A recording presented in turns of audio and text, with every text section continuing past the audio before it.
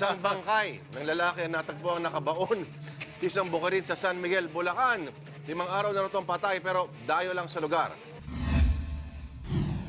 Umaga pa lang, inumpisa na ng mga operatiba ng CABG Bulacan ang paghahanap sa umano'y bangkay na binaon sa bukirin ng Barangay Labnes sa San Miguel, Bulacan. Nakatanggap kami ng isang impormasyon na merong nakabaon dito sa sitio na Barangay Labnes sa mismong likod ng Rubina Farm.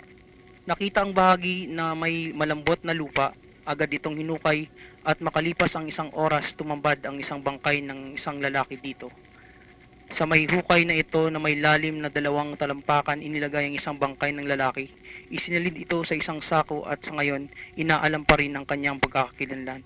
Inihilalang 5 araw nang nakabaon sa lupa ang bangkay kaya nabubulok at masangsang ang amoy.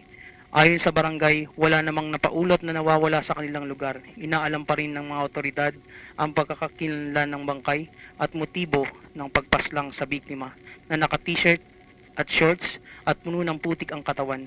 Panawagan nila kung may nakakaalam sa pangyayari at may nakakilala sa lalaking biktima ay agad makipag-ugnayan sa kanila. Kung sino naman yung mga kamag-anak na nawawala at hanggang ngayon pwede makipag-ugnayan sa kagalang-galang na hepe ng San Miguel, Bulacan.